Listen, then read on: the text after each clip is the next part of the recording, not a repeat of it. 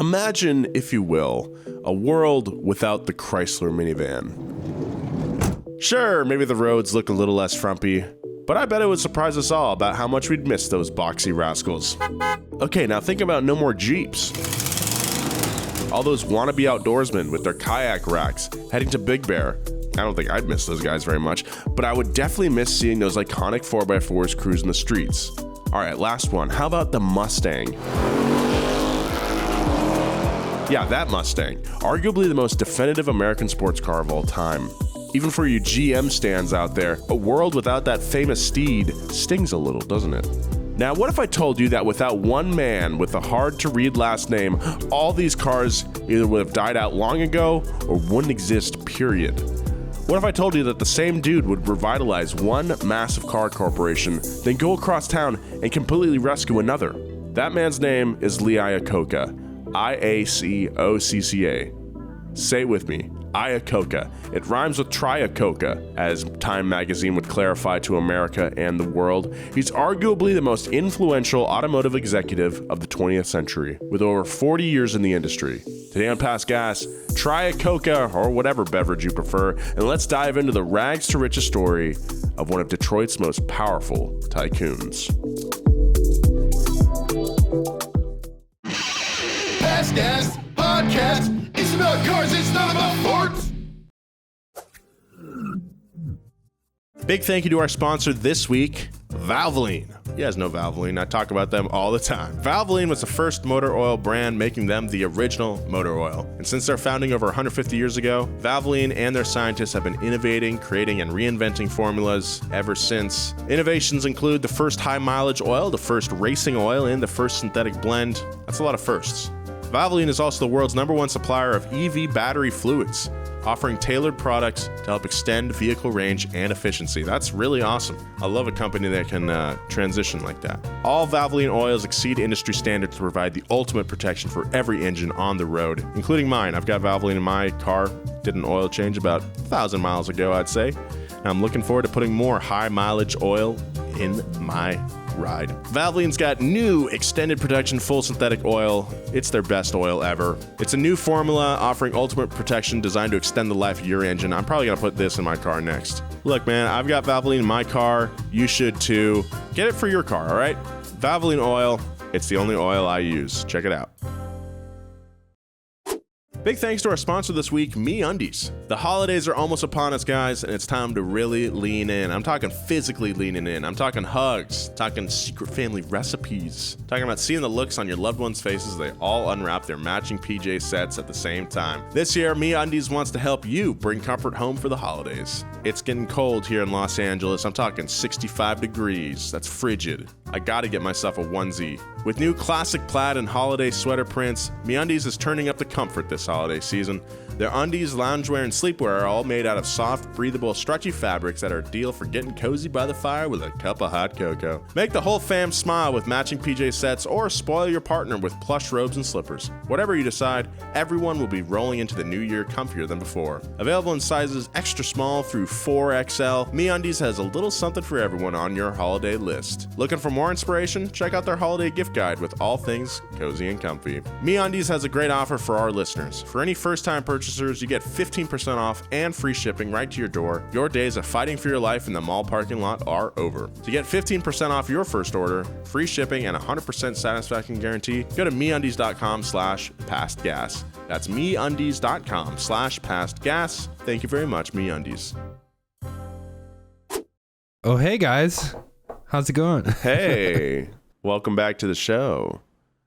Welcome back to Past Gas, the only podcast with gas. Past Gas with the podcast. Past Gas with the podcast. Smack ass. I was just reading this and I totally forgot that in high school I had a Dodge Caravan, a 1990 gray Dodge Caravan. Ooh. That I shared with my sisters, and that was the one that was the car that got stolen when I had to go and identify my do-rag and $2 in change.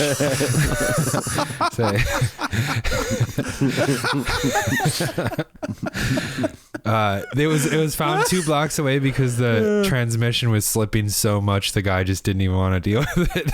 The guy's like, man, this is not worth it. Never mind. I'll just take this do-rag and this change. Yeah. Minivans are not really like the coolest car, obviously, but like they are the best high school car. Oh, for sure. You got 3 rows to fit all your friends in. Yeah.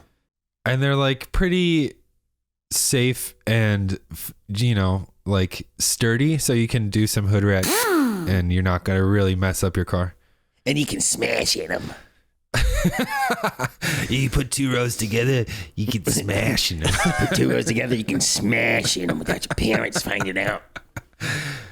Got to bring garbage bags to block out the sunlight, though. Did the back seat fold down? I never tried. I was a virgin. I mean, yeah. I can relate. All right, well, welcome to Past Gas, everybody. Once again, another week here on the show. Thank you very much for listening. I just want to thank everybody for listening. We don't do that enough. We usually save that for the end, but I feel like people may, if you tune out before the end, if you don't finish every episode, you might not hear it. So thank you at the top to you, dear listener. Yeah, there's some anxious fans that have never heard us thank them. Yeah, they're like, oh man, are they even grateful? I mean, I just want you to know.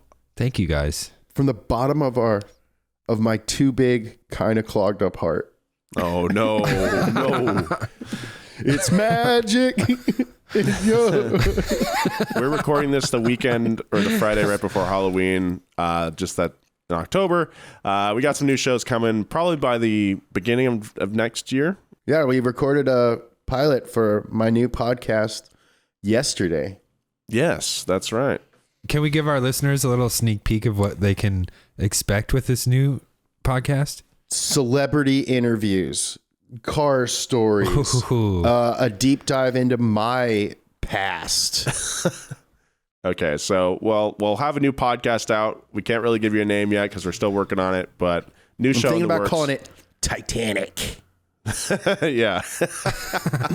So just be on the lookout for that. Anyway, if this is Donut Media Experience. If this is your first episode listening to the show, it's everybody's first episode. My name is Nolan. That's James over there. Over where? Over here. Over there. I'm over here. A few miles away from me. And then we got Joe Weber as well. What's Mr. Weber up there. Up there. He's on top of a ladder. Hey guys. It's an audio format, Nolan. We can do whatever we want. That's true. Theater of the mind. Nolan's in the pirate ship. I'm down here in the submarine. Yeah, it's called painting the picture, painting the scene, Nolan. Joe is piloting an albatross. Whoa. That's my albatross, Gary. I was going to paint the scene of like how I've started cleaning my apartment last night, but then I realized it's not interesting. So let's just move on. This is Past Gas. It's an automotive history show. This week, we're talking about the venerable, just titan of industry that is Lee Iacocca. Lee Iacocca. You might have seen him recently in cinema. If you saw Ford vs. Ferrari, he was played by John Bernthal. Love John Bernthal. Great actor, great character, but great historical figure as well. This guy really shook things up in Detroit, had a lot of just different ways of thinking than the rest of the industry, and his success is a testament to that. So do you remember in Ford versus Ferrari when Lee Iacocca turns into the Punisher after Enzo doesn't sign the deal? Yeah, and he like goes down this hallway at the Ferrari factory just like destroying people. Yeah, that was a pretty cool scene. There's that Angelina Jolie movie, Those Who Wish Me Dead. Have you seen it? It's like she's like a firefighter, like in one of those observation towers. Anyway, John Bernthal plays like a sheriff in this small town, and he's like the most ripped, like badass sheriff ever. I love that man. I love him. I gotta check that out. That's a good movie. Hey, that's like your favorite actor, yeah? Nolan? He's one of them, yeah, for sure. Now, before we get to horsepower and Henry Ford's hamburgers, let's take a moment to consider Lee Iacocca's humble beginnings. How does the son of Italian immigrants go from running a hot dog stand in Allentown, Pennsylvania, to becoming the president of the Ford Motor Company before his 50th birthday? You sell a lot of hot dogs. That's how. We're living in some wild times, Joe, in 2021. But imagine your fate if you were born in 1924. Lee grew up during the Great Depression, and while he was at college, World War II consumed the country. And as you might imagine, these events had a profound effect on the young man. Lee Iacocca was an only child and very close to his Italian immigrant parents, Nicola and Antoinette. Nicola was a hardworking, savvy business owner, but lost everything during the Depression. He impressed upon young Lee the importance of never spending beyond your means, and in the event that you need to borrow, pay the loan back as soon as possible. Later on, we're going to see how this advice greatly influenced the way Lee conducted his business finances. I cannot function when I have a bunch of debt. Makes me so anxious. It's not a good feeling. No. Not a good feeling. Iacocca excelled in the classroom and is active in extracurricular activities. In his autobiography, he attributes much of his boardroom success to the lessons he learned as student body president and member of the debate team, particularly the importance of communication, communicating an idea, and communicating with a constituency. You know, I was student body president in sixth grade. No. Oh, in sixth, Get out of here, sixth dude. grade. That's right, dude. That's cool. Yeah, they really... What was your platform? I don't remember, actually. I just really wanted to be school president. Made a lot of cool posters that I drew myself. Nice. With your face on it? No. Did you draw your face? I don't think so. I actually don't know how I won. Now I think about it. You know, okay, so you could only vote for school president if you're 4th through 6th grade. And I remember really locking down the 4th grade vote. Yeah. I mean, that makes sense because I think of the coolest people in high school and they were 2 grades ahead of me. Seniors are way too cool, but juniors you can talk to and they'll give you the time of day. Oh yeah. Juniors are approachable. Yeah, totally. For sure. They'll be like, dude, we're going to need someone, on JV to take my spot. Yeah, and you can invest in the relationship because they'll be here next year. I'm gonna need some ears on the inside. Listen, man, I'm gonna need a sophomore next year.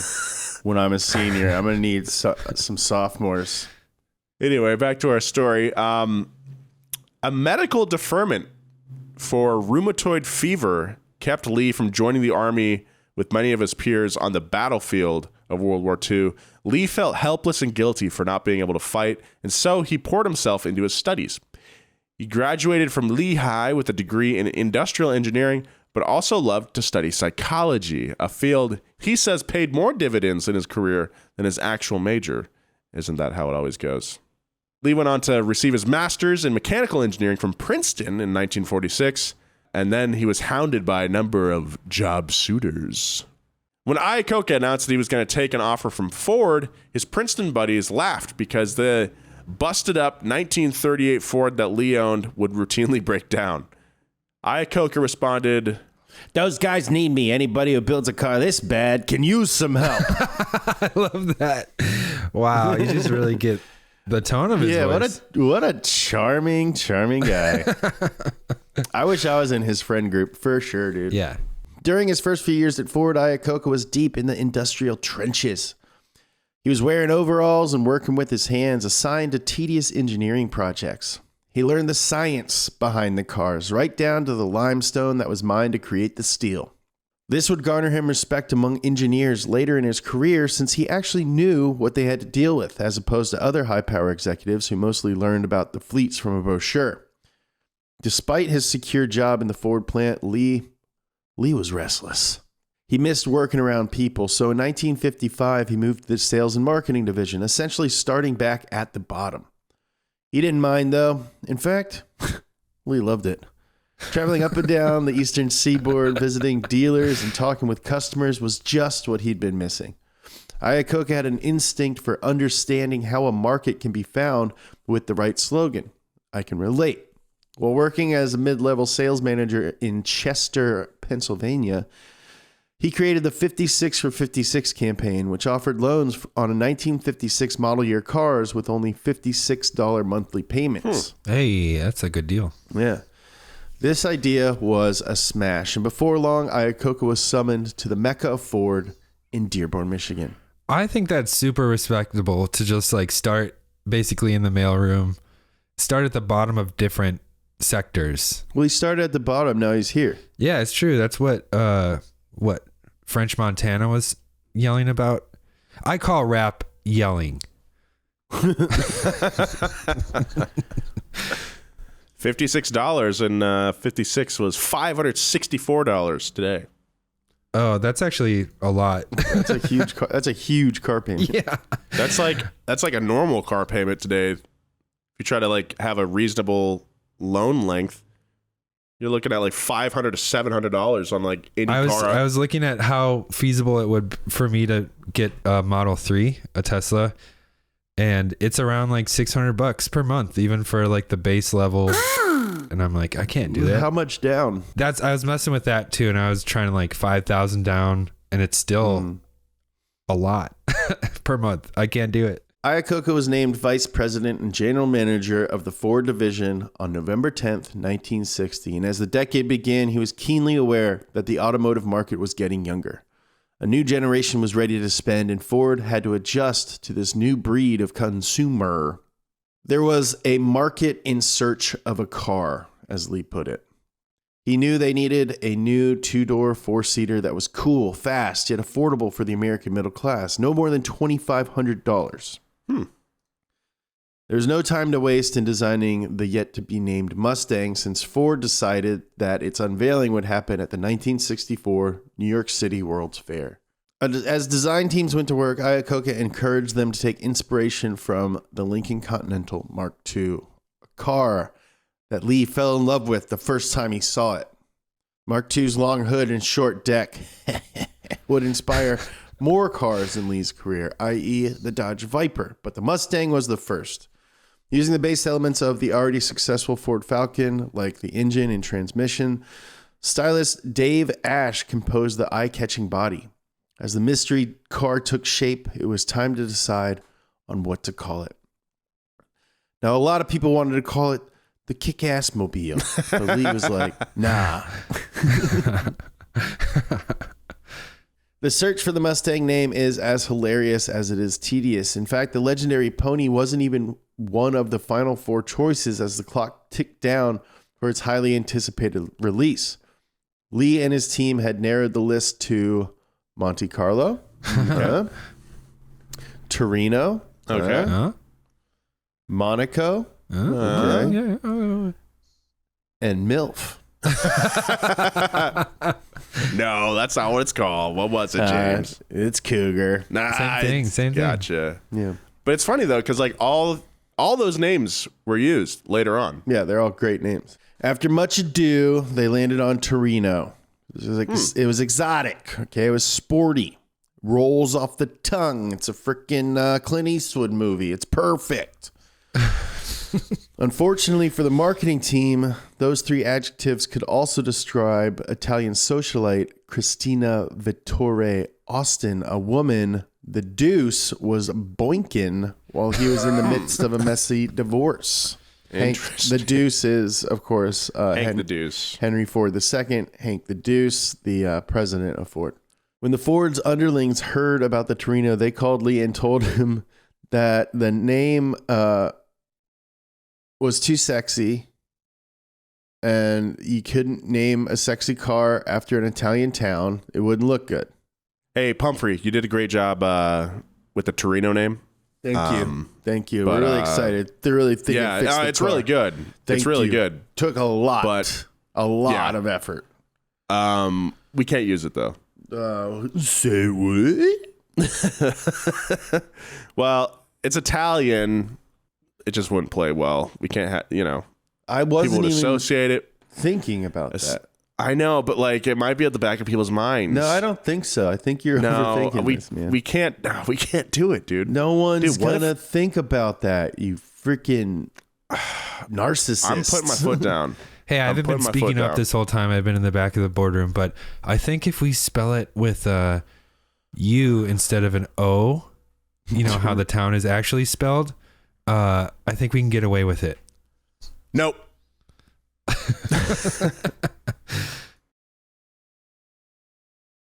Big thank you to our sponsor this week, Honey. We all shop online, all right? And we've all seen that promo code field that taunts us at checkout. Well, now thanks to Honey, manually searching for coupon codes is a thing of the past. Honey is the free web browser extension that scours the internet for promo codes and applies the best one it finds to your cart. Honey supports over 30,000 stores online.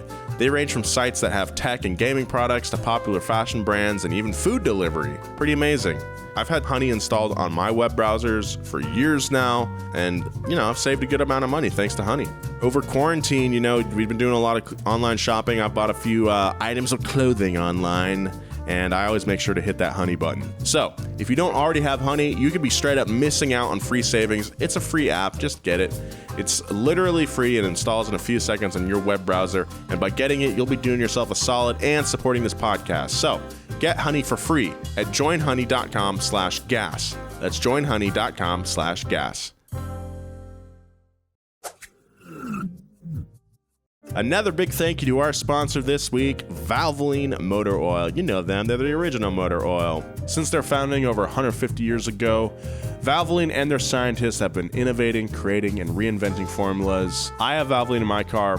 I rely on it every time I change my oil. Let me run through some of the products that Valvoline offers right now. They got a new extended protection full synthetic motor oil, their best oil ever. They've also got their Flex Fill. This is a new packaging that makes it super easy to use in tight spaces and produces less waste. It's like a little bag with oil in it. Pretty cool. When we were building low car, putting the welded diff back in the rear end, I sure could have used one of these bags because we had to rig up this stupid contraption with a container and hoses and all this. This would have been really easy. It's got extreme pressure additive for better load carrying capacity and wear protection. And they've got an anti-foam agent in there as well. Get yourself some Valvoline today. I've got it in my car and you should too. Thank you very much, Valvoline, for sponsoring this episode.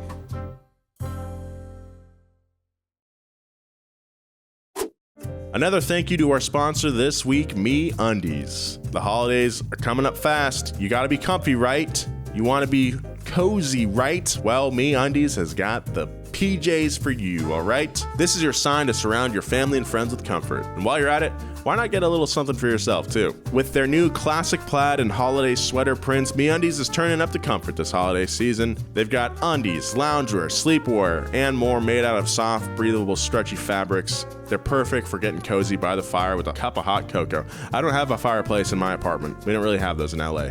But if you live in a place where weather actually happens, you're gonna love MeUndies. Make the whole family smile with some matching PJs or spoil your partner with some plush robes and slippers. They got sizes extra small through 4XL, so no matter what your size is, MeUndies has got something for you. And if you need a little bit more inspiration, check out their holiday gift guide for all things cozy and comfy. You're gonna love it. I can't wait to get a onesie. I'm serious about that. MeUndies has a great offer for our listeners. For any first-time purchasers, you get 15% off and free shipping right to your door.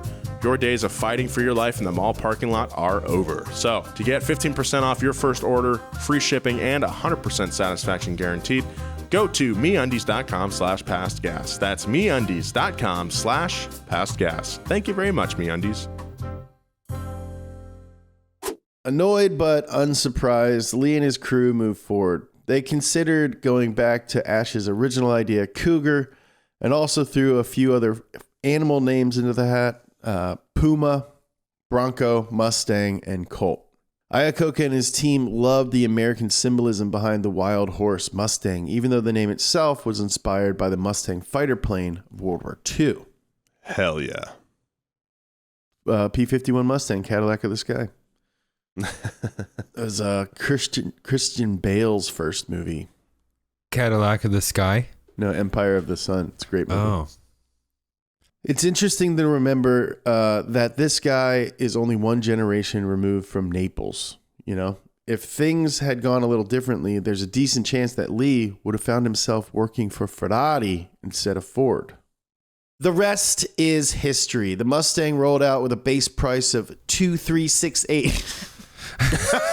The rest is history. The Mustang rolled out with a base price of $2,368 American dollarinos, and the response was overwhelming.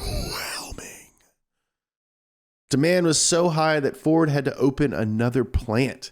Dealers had months-long waiting lists and were getting cash offers thousands of dollars above sticker price. Ford projected they could sell 75,000 Mustangs in the first year. The first day they sold 22,000, and by the time the year ended, the number was nearly 419,000 Mustangs. That works out to over $1 billion in sales. Holy crap. I bet he got the fattest bonus. Dude. Yeah, he's got a big bonus. I mean, this in today's money came out to about like $9 billion in sales. So that's a massive success. That doesn't happen anymore. That doesn't happen. I mean, it does. I don't know, man. Elon Musk made $36 billion 2 days ago. Yeah, but that's all stock. Yeah, and that's like fleet sales. To give you an example of the Mustang and Lee's popularity, he writes in his autobiography that once, while on a transatlantic flight in 1965, he was called to the cockpit where he is informed that the pilots of two nearby planes had caught wind that Lee was aboard and wanted to speak with him directly to ask if they could get their hands on a Mustang. That's kind of like not predatory, but like he's got nowhere to go. Like, Yeah. it's kind of weird. I don't want to, like be forced to pull strings for my pilot. What the hell? Shortly after the Mustang's release, Lee graced the covers of Newsweek and Time magazine in the same week. He was called the hottest thing in Detroit. And in Detroit, they burn trash under the city. And he quickly became the most talked about businessman in the country. The Mustang vaulted Lee into the upper echelon at Ford. In 1965, he was named vice president of Ford's car and truck group. And by 1967, he was executive vice president. Hey, Wow. there you Fast go. track exec right here. So I just want to clarify before I move on. That does definitely happen. The thing I said doesn't happen. It definitely does happen. Car companies make a lot more money than I thought. I'm sorry, guys. Like the president of Ford makes like $187 million a year. That's his salary. What? Yeah. Yeah. Oh my God, dude. I got to become an exec. You know what I'm saying?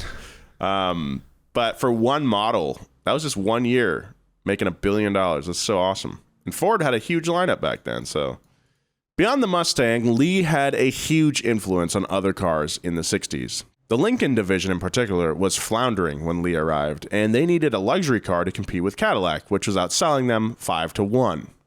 Laying in bed one night, Lee had a thought of using elements of the Thunderbird, a tried and true model in the Ford fleet, to create Lincoln's new luxury sedan. Here's another great example of Iacocca's business savvy, because like the Falcon, the Mustang part swap made assembly significantly cheaper. Once again, Lee was inspired by the Continental, but this time, he decided it was time to pay homage to it directly. The Mark III Continental came out in 1968, and it was an immediate hit. Lincoln turned around the thumping they were taking from Cadillac and outsold the Eldorado for the first time ever. Nice. I do like the Mark III Continental a lot. Mark III is pretty sick, bro. Pretty sick. Meanwhile, the Mercury division needed new models to compete with Buick and Oldsmobile. A full-size luxury car, the Marquis, and its sportier sister, the Cougar. They finally got to use the Cougar name, were introduced in the late 60s to an enthusiastic reception. And within 4 years, Lee transformed Lincoln Mercury from Ford's ball and chain into a cash machine. Into Ford's ballin' chain. Oh, nice. Nice. Yeah. Nice. Well done, sir. Slam Diego reference, dude. Nice. The early 70s were the real salad days for Lee. What the hell is a salad day? It means a good day. All right. You ever eat a salad and realize how good you feel? That's a salad day, dude. Actually, yeah. That's true. It's true. But then you're hungry like It's an hour and a half also later. Mac DeMarco album. Oh. Lee was promoted to president in 1970 at the age of 46. And by 73, he was the highest paid executive in America, raking in $875,000 a year, baby.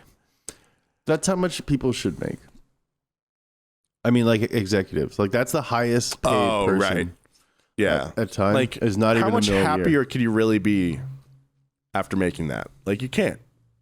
Oh, I can't afford a private jet with a flat screen. They say that you like you know how people are saying like money doesn't equal happiness. They did a study where it does equal happiness up to about $80,000 per year. And then it's the law of diminishing returns where it's like you can make $100 million and you're not. Doesn't make you that much happier. Yeah, I think they got to scale that for like geographic area though, because like Up to 80 grand a year? Yeah, 80 grand a year in LA is just like living on a string. That's like when you can start to like afford an apartment by yourself. Yeah, it's true. It's true. It does suck. Anyway, Lee's presidential promotion landed him in the office directly next to Hank the Deuce, Henry II, in the Glass House, a place that functioned more like a royal palace than a successful car company. Sounds like a kind of sick, like shoegazy kind of like metal band. Glass House. Glass House. Dude, you listen to that new Glass House album? Yeah, dude. It's called Cones of Shame. Yeah, it's a little... I like it more than their first one, which was called Tides. It had 2 D's in it, right? For some reason. Mm-hmm. Yeah, it was weird. Anyway. I'm going to fill you in, guys, on what it's like to work in the same building as the Deuce. Every single day, exotic meals were flown in from overseas and served by waiters in white suits. Get out of here. Sushi from Japan, steaks from Argentina, hot porridge from London. What the hell? We got good porridge here, dude. Yeah, we got good hot porridge here. What's wrong with our porridge? And you're in Detroit. You're like 2 states away from, Quaker. The hottest porridge. Yeah, the hottest porridge on earth. Whatever Hank wanted, they got. However, Lee mentions in his autobiography that Henry II was notoriously basic when it came to his tastes, particularly with food. No matter where Hank the Deuce traveled, he ate hamburgers, but complained to Lee that no one would beat the burg in the Glass House.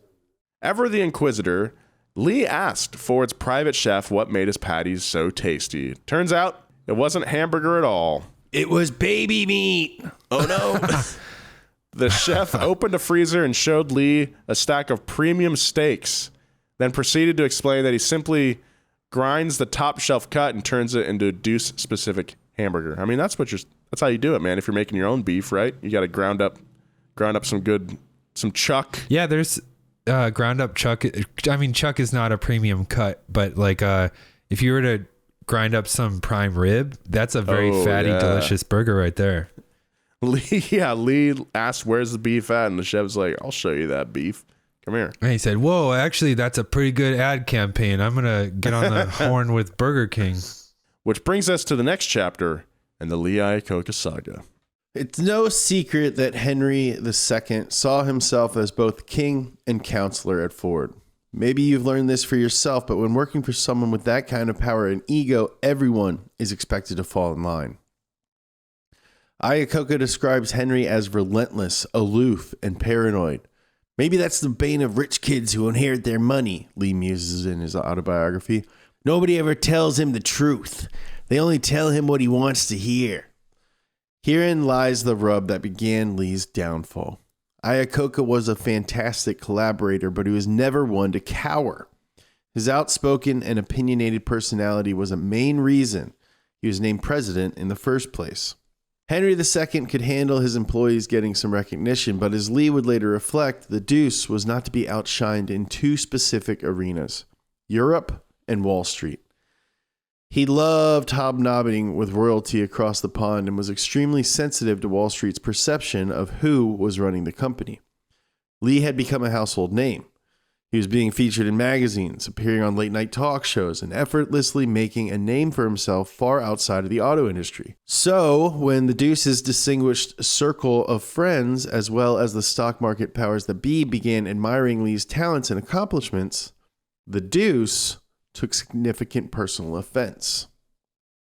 There was also palpable tension when it came to making decisions for the fleet. The 1973 gas crisis gouged the auto industry. Billions of dollars were lost across Detroit as many Americans began buying fuel-efficient Japanese cars. Ford desperately needed to compete, so Lee and his product development buddy Hal Sperlich created the Ford Fiesta. Not only was it reliable and cheap to make, but Iacocca brokered a deal with Honda, who agreed to allow Ford to include their transmission and engine. Lee was convinced they had a winner, but unfortunately, the one guy he had to get approval from hated the idea. That would have been so sick. The Deuce loathed small cars. Small car, small profit, he would mutter. He also was, for lack of a better word, a racist who told Iacocca that Ford would never have, and I'm editorializing here, a foreign engine in their vehicles. But the real issues between the Deuce and Lee were personal. According to Douglas Brinkley's History of Ford, Wheels for the World, Henry authorized over $1 million in company funds for an investigation of Lee's private life. Oh my God. And made it that we've seen that before with Ford. Yeah. What is it with the Fords and like having secret police, you know? And he made it clear that he intended to turn the company over to his son Edsel, who was only 28 years old at the time.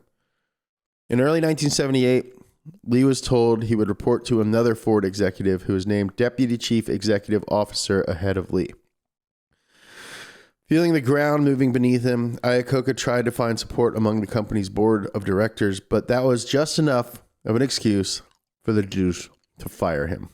Oh my God, Deuce, you idiot. You Deuce, you dunce. Dude, you dunce, Deuce. Now, despite everything he had accomplished, including posting a profit of $2 billion that year, Iacocca was called into Ford's office on July 13th, 1978, and given the boot.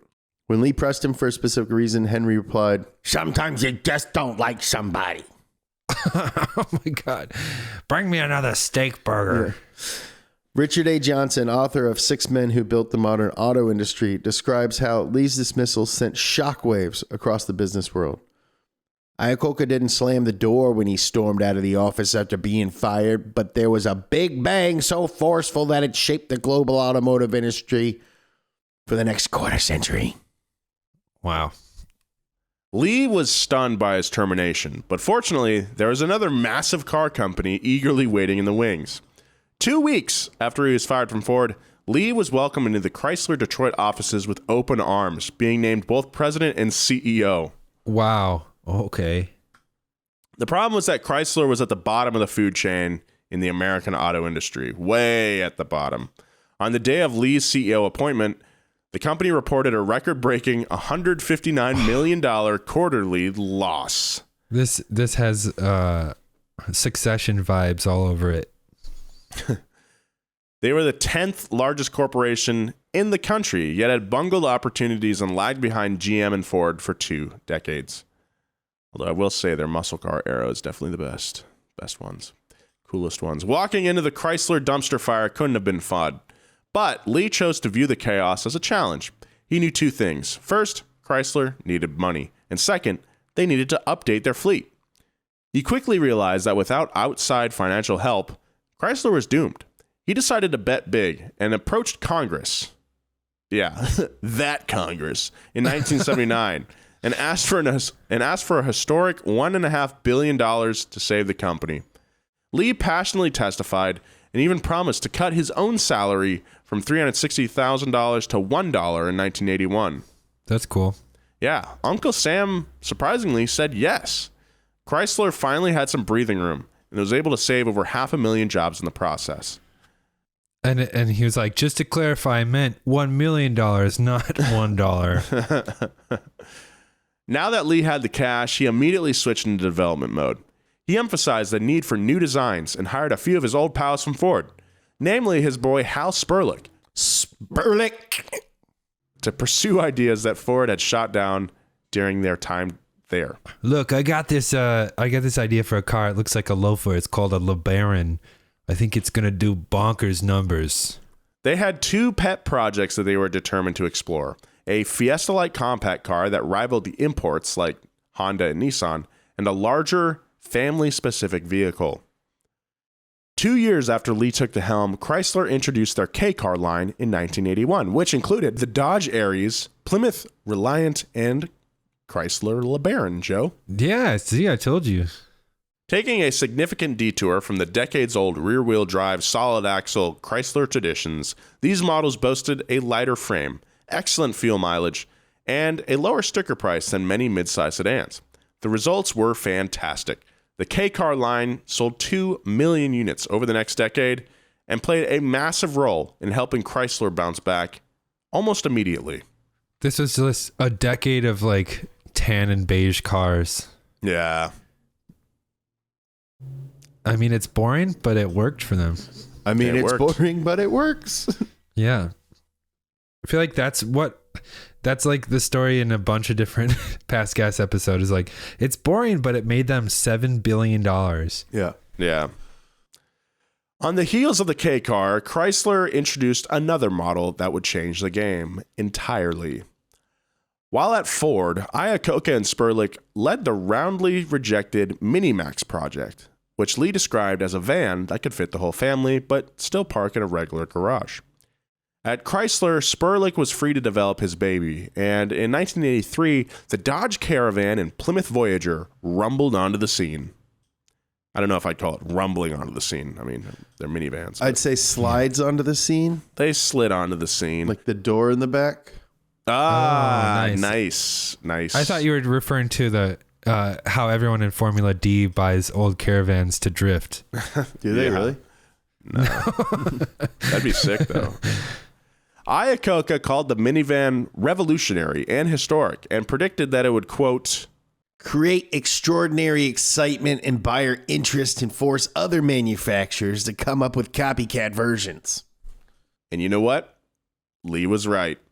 It's hard to overstate the impact the minivan made on American culture. For 25 straight years, it was the best-selling vehicle in the country. 25.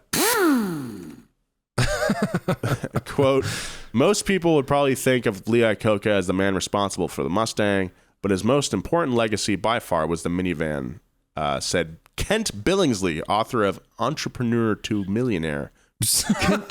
Billingsley. The name of that book is just like A to A. Yeah. No, there's a lot of entrepreneurs that don't make a It's million true. bucks. It's true. Yeah, look at half of Instagram. Am I right? Yeah. Oh my Am I lord! right? You are right, Dude, dude. you just Got 'em. roasted half of Instagram. Yeah, dude, you just roasted like so many dudes. Quote, It became a global phenomenon because of its extreme utility, spaciousness, and features. Now I ordered this sandwich without tomatoes. Send it back. He was at lunch at the country club. that's that millionaire mindset. You gotta send that food back. Go send that food back. I have a rubber band around my penis and testicles at all times. What? It keeps my eyes on the prize. As Chrysler rolled in all that minivan dough, Lee prioritized making good on the government loan. Remember the advice that Papa Nicola gave about paying your debts quickly? Well, that was put into public on a public stage because Lee made sure that his shareholders and the world knew that he didn't abuse the opportunity. In 1984, Chrysler made more than $2.4 billion, a record for the corporation. And that same year, Lee made the final payment on the congressional loan 7 years ahead of schedule. Pay it forward, Lee. We at Chrysler borrow money the old-fashioned way. We pay it back. Ah! Throughout his historic recovery, Lee was also the face of the Chrysler's marketing campaign. He starred in commercials throughout the decade where audiences loved his charisma and straight-talking style. Johnson says, Iacocca was able to encapsulate complicated issues into sound bites before the term was invented. At the top of his game, he never used jargon. He had a fresh, down-to-earth metaphor for every situation. I mean, that was what got him into the Ford building in the first place, the catchy 56 for 56 idea. Well, now that he was at Chrysler, he struck gold with, If you can find a better car, buy it. it takes major cojones to basically dare a customer to go out and find a superior product, especially when yours was literally bankrupt a few years ago. But this was quintessential, confident Lee. I encourage you to watch a few of these commercials. They're great, dude. A survey at the time showed that 85% of TV viewers knew who Lee was and trusted him. That's insane. Yeah. 85%? Yeah, dude, of people who watched TV. Whoa. But like, nobody knows execs now, like car execs? I'd say 85% of people know Elon Musk. That's true. He's probably the only person. But I'm saying like Ford now or Chrysler now. But yeah, Elon Musk, good pull. He was to his era of the automotive industry what Muhammad Ali was to boxing. Johnson continues, a bold, brassy braggart. When most top executives of corporations were gray, almost invisible characters. Speaking of gray characters, imagine Hank the Deuce looking up to see Lee shouting at him through the TV screen, or seeing nothing but Iacocca saves Chrysler newspaper headlines for the entire decade. I bet he shed angry tears into his steak burgers as he ate them on the toilet. That's called dynamic seasoning. When Lee wasn't on television, he was still very much involved in looking out for the future of the company. He always had his pulse on the foreign market. So when opportunities to collaborate with Mitsubishi, Samsung, Maserati, and even Lamborghini arose, he jumped at the chance. And together, they made numerous Chrysler models that improved style, efficiency, and durability while still maintaining a proud American reputation. I believe Chrysler owned Lamborghini at one point, and that's where the Viper V10 came from. Sort of. It's not the same. People always say that the V10 from the Viper is a Lamborghini. It's not. They were just inspired. Dude, you sound so angry right now. It's not, Joe. You know, what if someone just comes up to you and says that? Are you going to hit them? I'm going to throw hands, dude. Oh, okay. We'll throw hands. All right. And of course, the Mitsubishi collaboration was Diamond Star Motors, which was a joint DSM, baby. DSM which was a joint engineering deal. As the years went on, modern classics like Dodge Ram pickups and the previously mentioned Viper were enthusiastically promoted by Lee. Another video you should check out is one of Lee at the Viper unveiling saying, quote, "If this doesn't excite you, then check your pulse because you aren't feeling too damn well this morning." That's awesome. I love the fact that like if you're dead, you can't check your pulse. It's pretty funny. Chrysler also won big in 1987 when they bought the American Motor Corporation. Lee saw an opportunity to revitalize another iconic brand, Jeep. He loved the Grand Cherokee, and although it wasn't introduced until after he retired in 1992, he was heavily involved in the concept. As you might imagine, when Lee decided to leave Chrysler, he had a flurry of new opportunities. Before we move on, we should definitely just acknowledge the Wrangler and how big of a success that was as well. Yeah. Insane. Be cool to do an episode on that as well at some point. Anyway, there was a push for Lee to run for office. However, he was quick to shoot down any sort of political involvement. Quote, "I'm too outspoken to be a good politician." Let me see the birth certificate. No, Lee, no. If a guy's giving me a lot of baloney, I tell him to buzz off because he's wrong. Somehow, I don't think the presidency works that way. Wow, how much times have changed. Yeah. Lee devoted most of his later years to the Iacocca Family Foundation, a charity that supports diabetes research. His first wife, Mary, died of diabetes, so Lee was committed to helping related causes in any way he could. In 2005, however, Iacocca was briefly back as a Chrysler pitchman, appearing in ads alongside Snoop Dogg. What? Hell yeah, dude. That makes sense. In what world does that make sense? You tell me this is a progenitor of the Martha Stewart Snoop Dogg team we got going on right now. Yeah, people just realized that Snoop Dogg could bounce off of anyone that he was on screen with. They're like, let's put him in everything. Let's get Calvin Brodus on the phone. I think he'd be great in this.